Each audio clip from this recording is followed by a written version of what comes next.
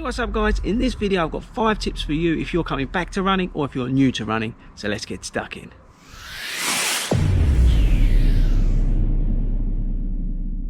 Hey, what's up guys, and welcome back to Fordy Runs.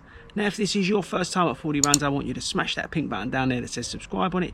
Go to our Facebook page and join the Fordy Runs running community, especially if you are new to running or coming back to running. And check out the description, there's loads of cool things down there.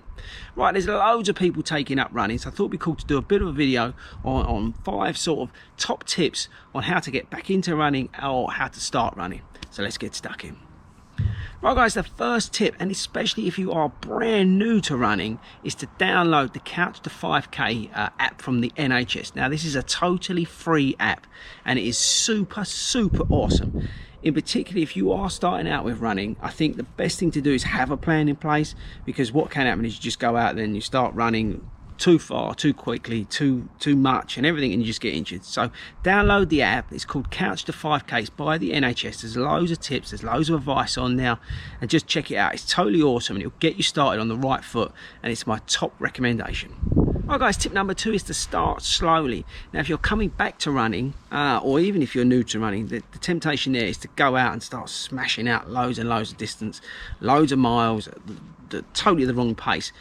The best thing that you can do if you're coming back to running or if you're starting running is to start nice and slowly, to build up very gradually over time, because all that's going to happen is you're going to get injured and you're going to get fed up and you're going to think, why did I bother doing this in the first place? Right guys, tip number 3 is to adopt a run-walk strategy. Now what I mean by this is to go out there and run and walk. Now it might seem ludicrous, the fact that I'm telling you to walk even though you're looking to run.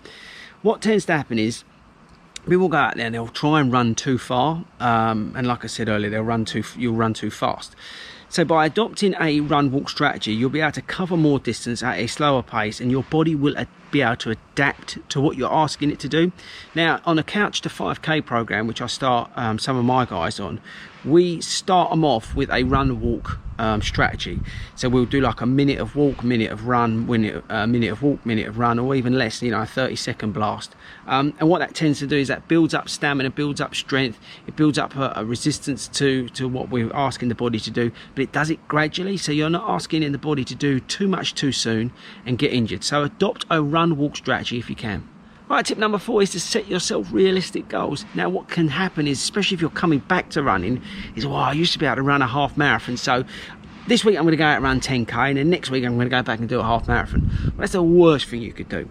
You want to set yourself realistic goals, and you want to increase your running distance and running speed gradually over time. And I'll go back to my original tips. But set yourself a realistic goal. So whether that be that you're going to be going out and running, I don't know, 1, 2, 3, 5k within the first couple of weeks.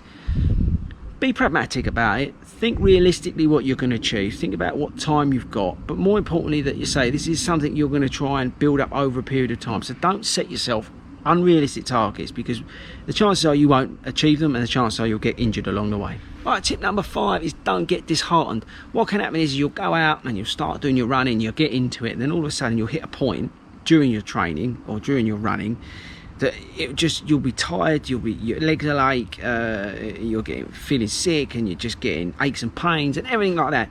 And it's probably because you've done too much too soon, you've not listened to any of the other tips I gave. But what then happens is you get fed up with it, you get disheartened, and you give up, and that's the worst thing you could do. So that's why I say give yourself realistic targets, you know, get yourself a plan, you know, whether you're doing the Couch to 5k like I said, and just start slowly like I said earlier.